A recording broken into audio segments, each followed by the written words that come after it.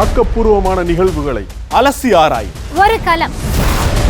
RDX திங்கள் முதல் சனிக்கிழமை வரை இரவு 7 மணிக்கு.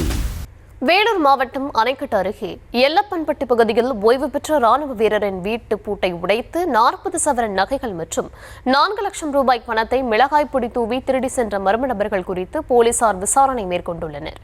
விவரங்களை தர இருக்கிறார் செய்தியாளர் முரளி. வணக்கம் முரளி, விவரங்கள் வழங்கலாம். தர்ஷினி, வேலூர் மாவட்டம் ஒடுகத்தூர் அடுத்த எல்லப்பன்பட்டி அருகே குடேதாரர் அந்த பகுதியை சேர்ந்தவர் கிருஷ்ணன். இவரும் இவரது மனைவி பாப்பாமால் ஆகிய இருவரும் பெங்களூரில் உள்ள தனது மகன்களை பார்ப்பதற்கு சென்று ஒரு வாரம் கழித்து வந்து பார்த்தபோது வீட்டின் பூட்டு மற்றும் கதவு உடைக்கப்பட்ட நிலையில் வீடு முழுவதும் மிளகாய் பொடி தூவி இருப்பதை கண்டு அவர்கள் அதிர்ச்சி அடைந்திருக்கிறார்கள். மேலும் உள் அறையில் இருந்து பீரோவை உடைக்கப்பட்டு இருப்பதை கண்டு கிருஷ்ணனும் பாப்பாமாலும் மேலும் அதிர்ச்சி அடைந்து பார்த்தபோது இந்த பீரோவில் இருந்த 40 சவரன் தங்க நகைகள் மற்றும் 4 லட்சம் ரூபாய் ரொக்க பணம், அதே போன்று வெள்ளி பொருட்கள் உள்ளிட்டவை திருடு போயிருப்பது தெரிய வந்தது.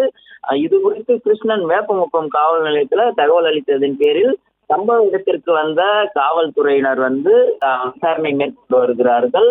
அதோடு கைரேகை நிபுணர்கள் வர வைத்து தற்போது அங்கு அந்த விசாரணையானது நடைபெற்று வருகிறது. தர்ஷினி, விவரங்களுக்கு நன்றி.